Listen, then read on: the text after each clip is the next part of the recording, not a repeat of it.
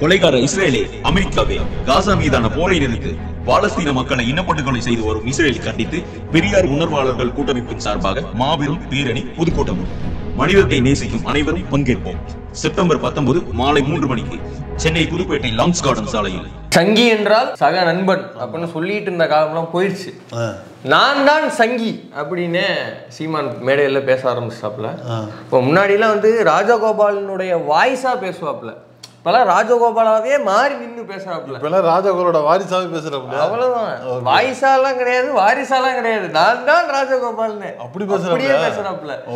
அதான் நேற்றைக்கு ஒரு கூட்டத்துல வந்து நல்லா பீக்காயி கக்கிட்டாப்புல, கக்கியேட்டாப்புல, போடியம்ல வாந்தி எடுத்துட்டானா அந்த இது இல்ல, சங்கீதனத்தை கக்கிட்டாப்புலங்க. அது வாந்தி எடுத்துக்கலாம். இது அதை விட ரொம்ப நாட்டமா நாரி இருக்குது. அப்படி எடுத்த வாந்தி என்ன, அது எவ்வளவுக்கு நாருது அப்படிங்கிறது இந்த வீடியோ.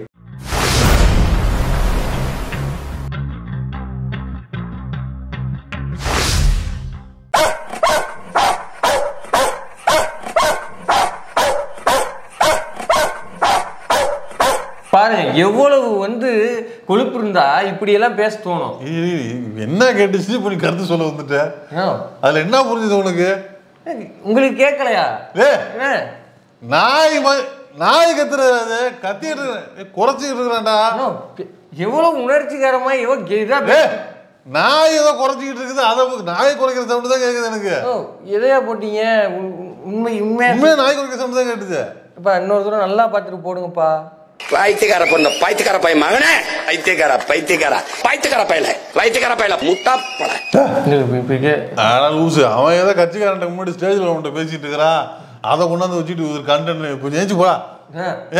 அவன் யூஸ்வலா பேசுறது தானே, முட்டா பையமா பிச்சைக்கார பையமா, அந்த அது மாதிரி கட்சி பசங்கள்ட்ட அன்னைக்கு போட்டு அடிக்கலையா ஒருத்தனை? சும்மா இல்லையா, சிரிச்சிட்டு இல்லையா? அது மாதிரி நீங்க பைத்தியக்கார பையனும் எய்தாப்ல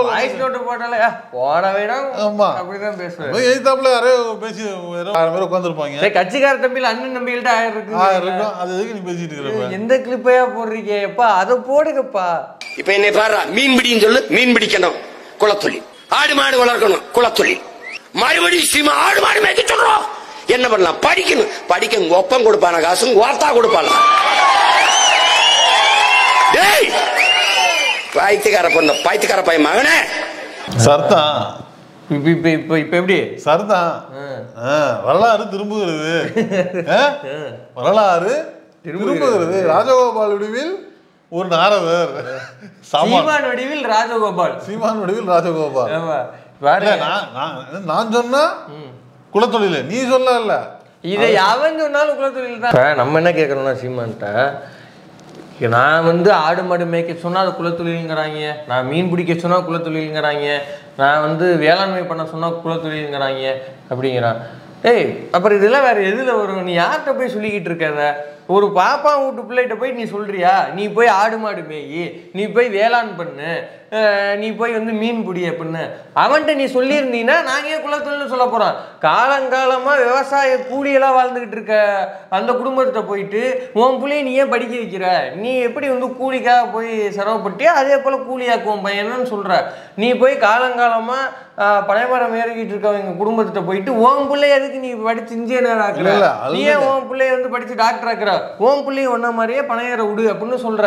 நீ இதை சொல்றனாலதான் இது குலத்தொழில்ரா கிறுக்கு பயிர அப்படின்னு ஒன்று வந்து சொல்றாங்க. இல்ல அதாவது ஆல்ரெடி செஞ்சுக்கிட்டு இருக்கவன்ட்ட வந்து எதுக்கு குலத்தொழிலை பத்தி பேசிக்கிட்டு இருக்கிற?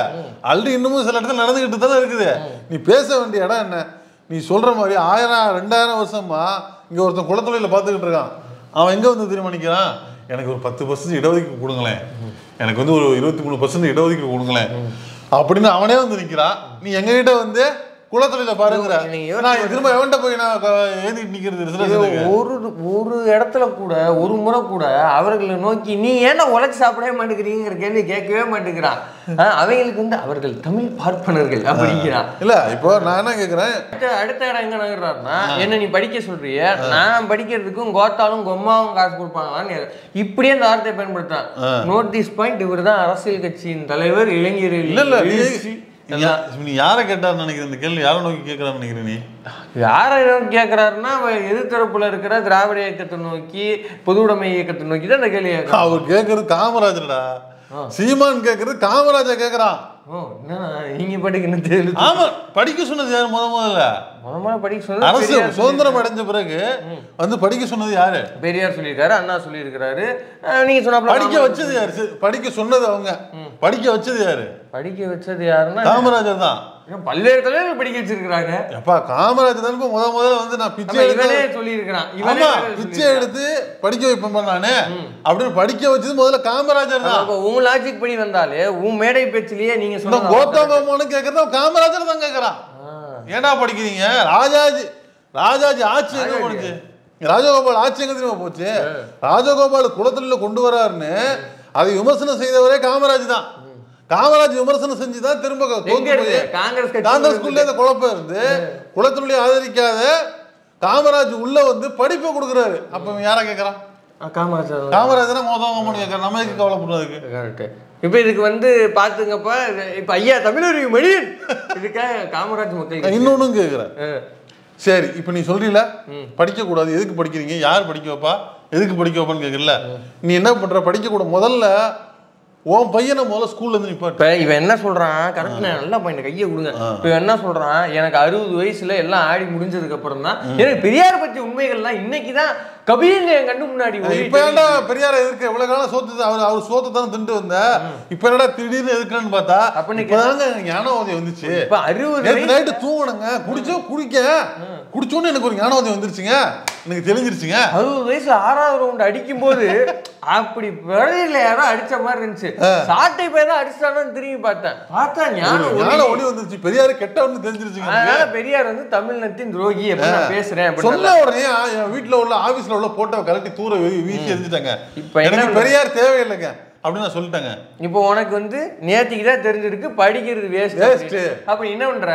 இன்னைக்கு காலையில இருந்து இல்ல நாளை காலையில இருந்து உன் புள்ள படிக்கிறத நிப்பாட்டு. அவ்வளவுதான். இந்த வெளிநாட்டு தூதர்கள் அவங்க பிள்ளையெல்லாம் படிக்கிறாங்க இல்ல, அந்த இன்டர்நேஷனல் ஸ்கூல்ல தான் ஒரு படிய வந்து படிக்க வைக்கிறாரு.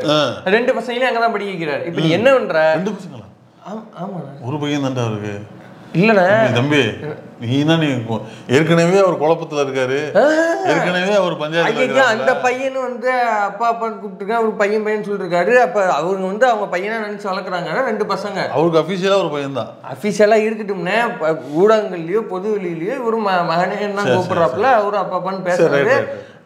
நான் என்ன சொல்றேன், அவங்க வீட்டுல 2 பசங்க படிக்கிறாங்க அப்படி வச்சுக்குவோம். அவங்க வீட்டுல 2 பசங்க படிக்கிறாங்களா, அந்த 2 பேர் படிப்பையும் நிப்பாட்டி இருங்கிறேன் நான். எதுக்கு அவங்களுக்கு படிப்பே வேணாங்கிற? அதான் இன்டர்நேஷனல் டாக்டர் படிச்சுட்டு என்ன பண்ணுவேன்?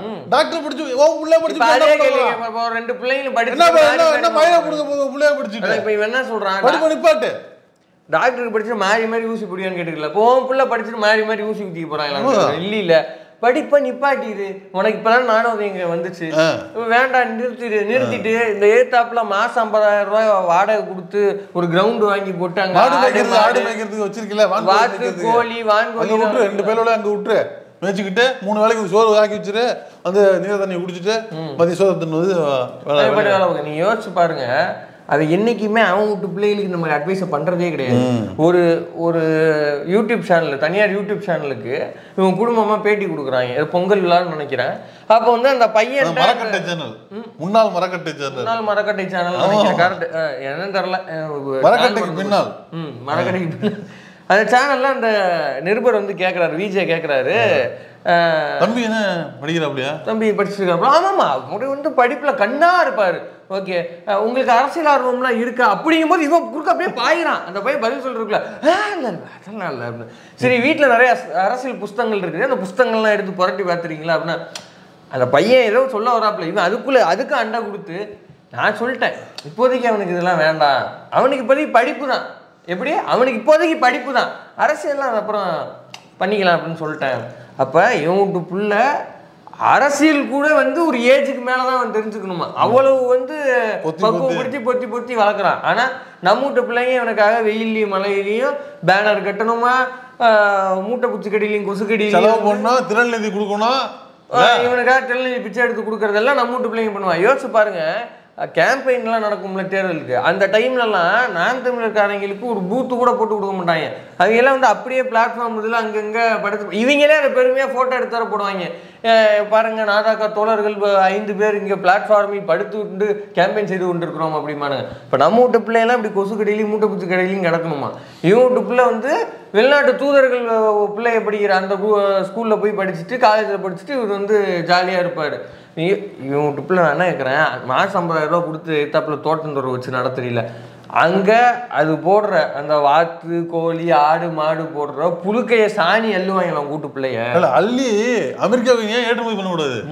வீட்டு பிள்ளைகளை வச்சு அந்த 2 பசங்களையும் வச்சு நீ வந்து இந்த ஆடு மாடு போடுற சாணியை புழுக்கைய எல்லாத்தையும் இப்படி வரட்டி மாதிரி ரவுண்டா தட்டி அதில் பொடியாக்கி அதை ஏன் நீ ஃபாரினுக்கு ஏற்றுமதி பண்ணு? நீ கொஞ்சம் சாப்பிட்டுட்டு வீட்டுக்கு கொஞ்சம் சாப்பிட்றது வச்சுக்கிட்டு மிச்சத்தை நீ பார்சல் பண்ணி அமெரிக்கா வந்து ஒரு நாளைக்கு 30,000 சம்பாதிக்கலாம் பண்ணி உன் பையன் சக்சஸ் ஆனவொடனே அவனுக்கு ஒரு ப்ரொஃபைல் கிரியேட் பண்ணி இதே நாம் தமிழர் மேடையில் நீ ஏற்றி சொல்லு, என் பிள்ளைய ஐசிஎஸ்ல படிச்சுக்கிட்டு இருந்தான், அவன் டே நிப்பாட்டுறா படிப்ப போடா போய் மேயிற ஆடு மாடான்னு மேய்ச்சி இன்னைக்கு பாருங்க கை நிறைய சம்பாதிக்கிறான், இதோ அவனுடைய ஆடி கார் வெளியே நிக்குது அப்படின்னு சொல்லு.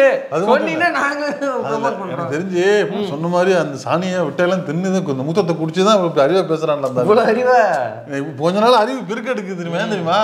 குருமூர்த்தியோட போய் சேர்ந்ததும் இந்த சங்கி சகனமானவனுமே மூத்தத்தெல்லாம் குடிக்க ஆரம்பிச்சிட்டாப்ல. நம்ம ஆளு மூத்தரம் பஞ்சகாவியம் சாணி மாட்டு சாணி ஆட்டி சாணி எல்லாம் தானே திங்கிறாப்புல இருக்கு. இன்னொன்னு அறிவு பெருக்கெடுத்து அந்த எடுத்த உடனே அந்த இதெல்லாம் வருது, இந்த தற்சார்பெல்லாம் வந்து அமெரிக்காவுக்கு சீக்கிரமா ஏற்றுமதி பண்ணுவாருன்னு எனக்கு இன்னொரு கேள்வியும் இருக்குது. சொல்லுங்க. ஏன் நான் படிக்கிறதுக்கு என் வீட்டு பிள்ளைங்க படிக்கிறதுக்கு உங்க ஒருத்தவங்க அம்மா காசு கொடுக்குறான்னு கேட்டான்ல, எனக்கு அந்த இடத்துல தான் ஒரு சந்தேகம். என்னப்பா இவன் வீட்டு செலவே யார்கிட்ட வாங்குறான்? வீட்டு செலவு நான் போன் பண்ணேன், சுந்தர்சிக்கு போன் பண்ணேன், ஒரு 1 லட்ச ரூபா கொடுத்துடுறா அண்ணன் தானே இப்ப இவன் வீட்டு செலவுக்கே இவனே சொல்லிருக்கான் நான் பிச்சை எடுத்து தான் பொழப்பு ஓட்டுறேன் அப்படின்னு. அப்போ அவங்க பசங்க படிக்கிற ஸ்கூல்ல ஃபீஸ் மட்டுமே சில பல லட்சங்கள்ங்கிறாங்க. அதுக்கெல்லாம் கோத்தாலும் அம்மாவும் காசு கொடுத்தாங்களா அப்படின்னு இப்படியே மேடை போட்டு ஆப்போசிட்ல யாராவது கேட்டா நல்லா இருக்குமா? கேட்கணும்ல. இதான் அரசியலா? அவன் கேட்கறான்ல கோத்தாவங்க அம்மாவை படிக்க வச்சாங்க, உன் பிள்ளை யார கோத்தாவங்க அம்மாவை படிக்க வச்சாங்க நாங்க திருப்பி கேட்கணும் இல்லையா? இப்ப யோசிச்சு உனக்கு வர்ற காசு நீ பிச்சைக்கார பேசுற, சுடுகாட்டுல இருந்துட்டு வந்து 1 ரூபாய்க்கு பொரோட்டாவும் மாட்டு வீடு அடிச்சு தின்னு போய் சுடுகாட்டுல கடந்த பையனுக்கு எங்க இந்த 2 லட்சம் ரூபாய்க்கு வீடு வந்துச்சு, எங்க இந்த கார் வந்துச்சு அப்படின்னு கேட்பாங்கல்ல. படிக்கிறதுக்கு இன்ட்ரெஸ்ட் ஸ்கூல் எங்க இருந்து வந்துச்சு? நீ தம்பி பட கதை சொல்ற வரைக்கும் உன்ட்ட காசு இல்ல, மனோபால காசு கொடுத்தாரு நான் வந்து ஆட்டோவுக்கு போன சொன்னீங்களா, அப்ப எங்க இருந்து காசு வந்துச்சு உனக்கு? நீ அதுக்கப்புறம் ஹிட் படவே கொடுக்கலையா? இல்ல அது வரைக்கும் இல்ல, இப்போ கொடுக்கலையா? கெரியர்னு ஒண்ணு இருந்திருக்குமே.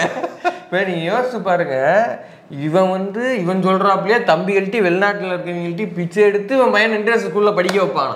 ஆனா நம்ம வீட்டு பிள்ளைய நம்ம வீட்டு சொத்தை விட்டு படிக்க கூடாது. அப்ப எவ்வளவு பெரிய பார்ப்பனிய மூளையா வளர்ந்து சொல்றாப்ல, அதெல்லாம் ஏன் சொத்து இல்லைங்கிறாப்ல. பிரச்சனை புரியுதா? அது அவர் சொத்து இல்ல, மாமா காளிமுத்து அவர்களின். ஏன்னா மாமியார் சொத்து புரிஞ்சு போச்சுடா. இடையில ஒரு பிரச்சனை பண்ண அப்படில அங்க எங்க மாமியார்ட்ட நான் வந்து கொடைக்கானல்ல ஒரு சொத்தை கேட்டா எழுதி கொடுக்க மாட்டேன்ட்டாங்க. அதனால ஒரு பிரச்சனை நான் நினைக்கிறேன் அந்த சொத்தை கொடுத்துருப்பாங்க, அந்த சொத்தை வச்சுதான் அந்த பிள்ளைகளை படிக்க வைக்கிறான். அப்ப அதையாவது புதுமையில அதே சொல்லணும்ல. என் மாமியார் கொடுத்த காசுல தான் என் பிள்ளைய வந்து நான் வந்து இன்டர்நேஷனல் ஸ்கூல்லயும் நான் போடுற கோட்டு ஜூட்டு ஜீன்ஸ் பேண்ட் டிஷர்ட் எல்லாம் என் மாமியார் காசு தான் அப்படின்னு சொல்லு. ஒண்ணு இதை சொல்லு, அது மோதாமா காசு இல்ல மாமியார் காசு அப்படியே சொல்லிட்டு போ. ஆளு இவன் எப்படி முரண்பாடுகளின் மூட்டையாவே வாழ்ந்துகிட்டு இருக்காங்கிறத பாருங்களேன். அவன் மூட்டை தான் எப்படி முரண்பாடுகள் மூட்டை எப்படி இவங்க யோசிச்சு பாருங்க. முதல்ல வந்து கட்டணமில்லா பேருந்து பெண்களுக்கு அறிவிச்சாங்களா, அப்ப இவன் என்ன கேட்டான், என் வீட்டு பொம்பளைலாம் கேட்டாங்களா நீ எதுவும் கொடுக்குற அப்படின்னா சரி. அதுக்கப்புறம் வந்து உரிமை தொகைக்கு ஏன் வீட்டு பொம்பளையில நீ வந்து எப்படி நீ செலக்ட் பண்ணலாம், நீ எப்படி வந்து அவங்க எலிஜிபிள் இல்லைங்கிறது நீ எப்படி சொல்ல போச்சு அப்படின்னு கேட்டான். அதுக்கப்புறம் கல்லூரியில் படிக்கிற உயர்கல்வி பெறுகிற பெண்களுக்கு மாதம் 1000 ரூபாய் கொடுத்தாங்க. அப்போ வாயிலி வயிற்றுலேயே அடிச்சுக்கிட்டு அலர்ன கும்பல் எது? நம்ம ஒயிட் கிராஸ் கும்பல் தான். ஆனா அவங்களே ஓவர்டேக் பண்ற விதமா எங்கிட்ட பிள்ளைங்க உன்ட்ட காசு கேட்டுச்சா, நீ எது காசு கொடுக்குற அப்படின்னு கேட்டது ஒரே ஆள் தமிழ்நாட்டுல இவன் மட்டும்தான். ஏண்டா படிக்கிற பிள்ளைகளுக்கு காசு கொடுத்தாலும் ஏன் கொடுக்குறேன்னு கேட்கறது இவன் தான். இப்ப என்ன கேட்கறான், ஏன் விட்டு பிள்ளைய படிக்க மட்டும் சொல்றியே, படிக்கிறது காசு கோத்தானுங்க அம்மா கொடுப்பாங்கன்னு கேட்கறது வந்தேன். ஒண்ணு அதை கேளு அல்லது இதை காசு கொடுத்தாலும் அரசு திட்டுற, காசு ஏன் கொடுக்க மாட்டேங்கிறேன்னு அரசு திட்டுற. நீ என்னதான் உன் ஐடியா? லூசு போயில உனக்கு தானே புரியல. அவனை பெரியார் ஆதரிக்கும் போதும் காசு, பெரியார் திட்டும் போதும் காசு. அது மாதிரி அன்னைக்கு ஏன் எங்க வீட்டு பொம்பளை கேட்டுச்சா அப்படின்னு கேட்கும் போது அவனுக்கு காசு. இப்ப ஓத்தா பொம்பாளுவா கொடுக்குறாளுவா அப்படின்னு இவங்க எல்லாமே காசுல தம்பி, எல்லாத்துக்கும் பேமெண்ட். நமக்கு தான் கிடையாது. அவன் எது பேசினாலும் காசு. அவன் சோத்துக்கு மட்டும் வாழ்றவன் இல்ல, குழம்புக்கும் சேர்த்து வாழ்றவன்.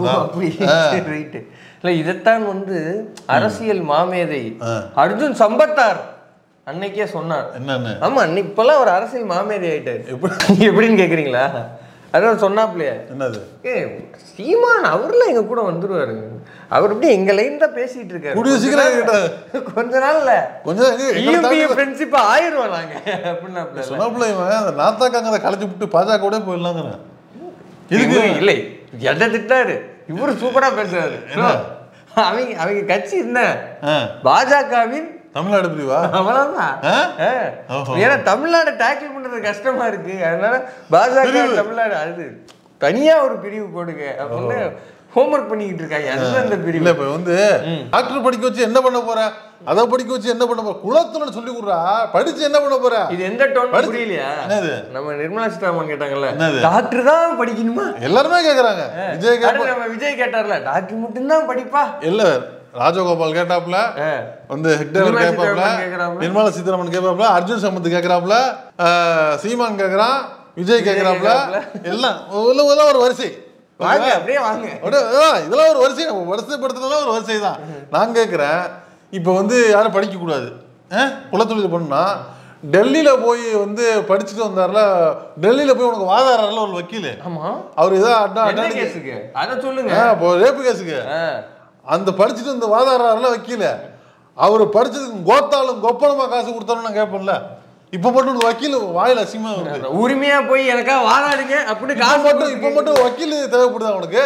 நீ படிக்க வச்சோம், கொப்பம் படிக்க வச்சாலும் கோத்தா படிக்க வச்சாலும் அவனை அப்படின்னு திருப்பி யாராவது கேட்டாங்க. தம்பி எனக்கு பர்சனல் கோவம் இது. இவன் நேரா பேசுறான், இவன் ஒட்டுமொத்தமா பேசுறான். இவன் பேசுறது சித்தி பிள்ளைங்களே, இவன் பேசுறது எங்க அக்கா பிள்ளைங்களே, தங்கச்சி பிள்ளைங்களை பேசுறான். அவன் நம்மளே படிச்சிருக்கான், நம்ம அப்பா அம்மா சேர்த்தான் பேசுறான். அவனை அப்படிதான் பேச முடியும். இவன் என்ன பெரிய ஆளு போயிடுவான். சரியான பாயிண்ட். இப்ப அப்படி பார்த்தோம்னா இவங்க கட்சியிலே ஒரு மூத்த சட்டத்தரணி இருந்தாப்புல இல்ல, யாரு போடா தடா சந்திரசேகர். ஆமா, அதான் வெளிநாடு வாழ் இலங்கை தமிழர்களை பார்த்து நீ யாரு ஆளு, நீ என்ன சொல்றது, எனக்கு தெரியாத என் கட்சியில என்ன பேசணும், நீ சொல்ற நான் பேசணுமா அப்படின்னு கேட்டார்ல இலங்கை தமிழர்களை நோக்கி. அவரு அப்புறம் படிக்கிறதுக்கு உங்காத்தாலும் உங்க அம்மா ஓப்பனா கேள்றா. என்ன நான் இன்னொன்னு எனக்கு அரசியல் நாகரிகம் இருக்குண்ணே, இவனோட சேர்த்துக்கிட்டு அதெல்லாம் கிடையாது. இவன் பிச்சைக்காரப்பா பைத்தியக்காரப்பா அப்படின்னு அவரே சொல்லியிருக்காரு. ஆமாமா, இப்ப எலெக்ஷன்ல நிக்க வைக்கிறான்ல கேண்டிடேட்ஸ், என்னைக்காவது படிக்காதவனுக்கு சீட்டு கொடுத்துருக்கானா? அவன் படிக்காதங்கிறான், குலத்தொழில பாக்குறவங்கிறான். ஆனா டாக்டர் சீட்டு யார்கிட்ட கொடுக்குறாங்கன்னா விருதுநகர்ல டாக்டர் டிஸ்கண்டினியூ பண்ணிட்டு கொடுக்குறான். ஆமா, ஒரு பையன் டாக்டருக்கு படிச்சிருந்தா அவனை பையன் நிறுத்திட்டு கூட நிப்பாட்டி வச்சுட்டு வேணும்னு சொன்னான். தம்பி விஜய பிரபாகரன் ஜெயிச்சிருக்கணும், அவன் ஜெயிக்காத எனக்கு வருத்தம் தான். அப்போ பேச கேட்டு டாக்டர் நிப்பாட்டிட்டு வந்தாங்க தெரியுமா? அவனை நிக்க வச்சாலும் காசு, அவனை ஜெயிக்க வச்சு இப்ப ஒண்ணு இல்ல. ஏன்னா தேமுதிக காசு வாங்கிட்டான். அவ்வளவுதான், தேமுதிக காசு வாங்கிட்டு என்னடா எப்படியாவது 3000 ஓட்டு போயில மாத்தி போட சொன்னா ஒரு பையன் போடலையே. அவன் இந்த போய் தோத்து விட்டா நம்மள முதலாளி கொடுத்தவன் கேட்பானே, பிரேமலதான் நம்மள கேக்குறாங்க. இப்ப அவன் சின்ன பிள்ளை தானே, இந்த சின்ன பையனை நம்பி இந்த பொறுப்பை கொடுத்தனே, சீமாங்கிற சின்ன பையனை நம்பி இந்த பொறுப்பை கொடுத்துட்டேனே அப்படின்னு அவங்க வருத்தப்படுறாங்க. அதை தான் வெளிப்படுத்துறான். இவன் பேசுறது மூலமா இப்படித்தான் நினைக்க தோணுது நமக்கு. ஆமாமா, நடந்தா இல்லையாங்கிற நமக்கு தெரியல. ஆனா இவன் பேசலாம் பார்த்தா அப்படித்தான் நமக்கு. இவன் ஓப்பனா சொல்லிடு, குலத்தொழில் பண்றவனுக்கு தாங்க எங்க கட்சியில சீட்டு எல்லா இளைஞர்களுக்கும் அப்படி ஓப்பனா சொல்லி விட்டுரு. இல்ல சொன்னாப்ல போன எலெக்ஷன் இப்ப எல்லாரும் என்ன எவ்வளவு ஆர்வமா குலத்தொழில பாப்பான். குலத்தொழில நீ என்கரேஜ் பண்ணணும், என்ன பண்ணணும் தெரியுமா? உன் பிள்ளைய படிப்பட்டு பாட்டணும். இன்னொன்னு, நீ உன் கட்சியில அந்த திட்டத்தை ஆதரிக்கிற மாதிரி தான் நீ செயல் செய்யணும். அப்ப என்ன பண்ணுவோம், கட்சியில உயர்ந்த விஷயம்னா ஒரு கட்சியில இடத்துல நின்று ஜெயிக்கிறது, ஒரு கட்சியில பொறுப்பு கொடுக்கறது. நீங்க என்ன பண்ணணும், நீங்க உங்க கட்சியில பொறுப்பு போறதுல இருந்து சீட்டு கொடுக்கறதுல இருந்து எல்லாருமே குலத்தொழில் செய்யறவங்களா பார்த்து கொடுக்கணும். ஆனா இவன் ப்ரொமோட் பண்றலாம் பாருங்க. சொன்னாம போன எலெக்ஷன்ல எங்க கட்சி வேட்பாளர்கள் அனைவரும் டாக்டர்கள் அப்படின்னு இப்படி கையை கட்டிட்டு இப்படி போஸ்ட் கொடுத்து வீடியோ கொடுத்துட்டு நின்னாங்க. இன்னொன்னு ஓட்டு போறவங்க புறா மாடு மேய்க்கிறவர்கள் அப்படின்னு நிப்பாட்டினா. அதே போல மீதி ஆட்கள்லாம் படித்தவர்களுக்கு ஓட்டு போடுங்க அப்படின்னு சொல்லி தான் எல்லாரும் பின்னாடி அவங்க பேருக்கு பின்னாடி என்னென்ன பட்டம் பெற்றார்கள்ங்கிறத சொல்லியே தான் அந்த கேம்பெயின் ஓட்டு வைக்கிறான். இதை அவர் குலத்தொழிலாக பல நூற்றாண்டாக செய்து கொண்டு வந்திருக்கிறார். அவரை நாங்கள் வந்து கொண்டு வந்து வேட்பாளராக நிப்பாட்டுகிறோம் அப்படின்னு சொல்லியிருக்கிறான். அப்படி சொல்லி ஓட்டு கேட்டீங்கன்னா நீ உண்மையிலுமே நீ வந்து குலத்தொழில் ஆதரிக்கலாம். அதே மாதிரி உன் பிள்ளையோட படிப்பை நிப்பாட்டிட்டு உடனே மாடு மேய்க்க வை, மறையாள வை. மறையாள நீ நிக்க வைக்கிறான். அவனே நீ முதல்ல கூட்டு போல மறையாற போது அவனை கூட்டு போவதே மிகப்பெரிய தப்பு. அதை எவனும் கேட்க மாட்டேங்கிறான். கட்சியில கொஞ்ச நாளைக்கு முன்னாடி போட்டோ ஏதோ பிறந்தநாள் போட்டோ விடுறான். பூரா குடும்பமும் அப்படியே பேண்ட் ஷர்ட் நம்மளால நிக்கிறான். ஜீன்ஸ் 3 அடி உயரத்துல நல்லா ஜீன்ஸ் பேண்ட் போட்டுட்டு டி ஷர்ட்டை போட்டுட்டு எல்லாம் ஃபாரின். ஆனா பேசுறது நம்மளுக்கு தர்ஜா இருப்பு. வேட்டியை கட்டு வந்து என்ன பனங்காய் குடி, பனம்பால் குடி, தென்னம்பால் குடி, அதை குடி இதை குடி. இல்லை அடிப்படையில் இன்னொரு விஷயத்தையும் சொல்றான். என்னன்னா நான் படிக்கிறதுக்கு என் ஆத்தா அப்பா என்னோட ஆடு மாடுகள்லாம் வித்தாங்கடா, என்னோட காட்டை வித்தான்னு நான் படிக்க வச்சாங்க அப்படிங்கிறான். இப்போ எனக்கு என்ன சந்தேகம்னா தற்சார்பு தான் சூப்பரான வாழ்க்கை, அதுதான் சுகமான வாழ்க்கை. ஆடு மாடு மேய்த்தல் தான் அதனால வர லாபம் இருக்குதே, அதுதான் பெரிய லாபம் அப்படின்னா அப்போ உங்கள் வீட்டில் ஆடு மாடு இருந்துருக்குது, ஆனால் அதை விட்டு தான் படிக்க வச்சாங்கன்னு சொல்கிறேன். உங்கள் வீட்டில் வேலை கஷ்டப்பட்டு இல்ல கஷ்டப்பட்டு வித்து படிக்க வச்சான்னு சொல்றான். அதை வித்து தான் படிக்க வச்சாங்க அப்படிங்கிறான். அப்ப எனக்கு என்ன கேள்வினா இதனால பயங்கரமா லாபம் வரும், இதனால பயங்கரமா பொருள் சேரும்னா அப்ப அதனால பல லட்சங்கள் பல கோடிகள் உங்க வீட்டுல சேர்ந்துருக்கணும்ல. அந்த காசு வச்சுதானே உனக்கு படிக்க வச்சிருக்கணும். எதுக்காக அதை வித்துட்டு உன்னை படிக்க வச்சாங்க? என்ன பைத்தியக்காரப்பல என்ன முன்னாடி உட்காந்துற மாதிரி பேசுவீ நீ? எல்லாத்தையும் சித்தப்பா நினைச்சுக்கிட்டியா நீ? கேள்வி கேப்ப. அப்போ ஆடு மாடு விற்கிறதுனால வேளாண்ல கூலிகளாக போகிறதுனால லாபம்லாம் கிடையாது. பெருவாரியாக சுரண்டல் தான் அங்கே நடக்கும். அல்லது வந்து நம்ம அடுத்த சோத்துக்கு நம்ம வந்து சம்பாரிச்சுக்கலாமே தவிர இவன் சொல்கிற மாதிரி இவன் வாழ்கிற மாதிரி இவன் சொல்கிற மாதிரிலாம் இல்லை, இவன் வாழ்கிற மாதிரியான வாழ்க்கையை நம்மளால் வாழ முடியாது. அதனால தான் யோசிச்சு பாருங்கள், கல்வி ரொம்ப அடிப்படை தேவைகளில் ஒன்று. அதை நம்ம பூர்த்தி பண்ணிக்கணும்னாலே நம்மகிட்ட இருக்க உடைமைகளை விற்று தான் செய்ய வேண்டிய நிலைமையில தான் குடும்ப சூழல்கள் இருக்குது. இதெல்லாம் தெரிஞ்சே இவன் பேசுகிறான் அப்படின்னா நீங்கள் சொன்னாப்புல இவன் பேசினாலும் காசு, இவன் திட்டினாலும் காசு, இவன் ஆதரித்தாலும் காசு, எதிர்த்தாலும் காசு, பூரா காசு. இந்த ஒரு கிரிக்கெட்டில் ஸ்போர்ட்ஸ்லாம் சொல்லுவாங்க ஒரு கட்டத்துக்கு அப்புறமா இப்போ சச்சின், விராட் கோலி, டோலி இவங்கெல்லாம் சாதனை பண்ணி துடிச்சிட்டு இருப்பாங்க. ஆனால் இவங்களாம் ஒரு கட்டத்துக்கு மேலே இவங்கெல்லாம் கிரவுண்டில் நின்னாலே சாதனை தான். எப்படியே நின்னாலே ஒரு நொடி நிற்கும் போது சாதனை வந்து வளர்ந்துகிட்டே இருக்கும். ஒரு நொடிக்கும் சாதனை வளர்ந்துகிட்டே இருக்கும். சும்மா நின்னாலே வளரும். இவர் இத்தனை நிமிடம் நின்றார், இத்தனை நிமிடம் இங்கே போன, அதில் ஒரு சாதனை, இதில் ஒரு சாதனை சொல்லுவாங்க. அதே மாதிரி இவன் இனிமே இருக்கிற வரைக்கும் இவங்க எல்லாமே காசு, நின்னா காசு, உட்காந்தா காசு, விட்டா காசு, கிழிச்சா காசு. இப்படி ஆங்காங்கே வந்து பார்ப்பனிய மூளைகள் கக்கி போடுறது எல்லாத்தையும் அப்படி வளைச்சுக்கணும். அப்படி சொல்ல ராஜகோபால் கக்கி போடுறேன்னு சொல்லு. ராஜகோபால் கக்கி போட்டதை இன்னைக்கு வந்து வாந்தி எடுத்துட்டு வாழும் ராஜகோபால் திரும்ப குடிச்சிட்டு திரும்ப போடியத்தை வந்து நீங்க வாந்தி எடுத்துக்கிட்டு இருக்கான். இப்படி வாழும் ராஜகோபாலாக தன்னை பரிணமித்துக் கொண்டிருக்கிறார் அண்ணன் சீமான்.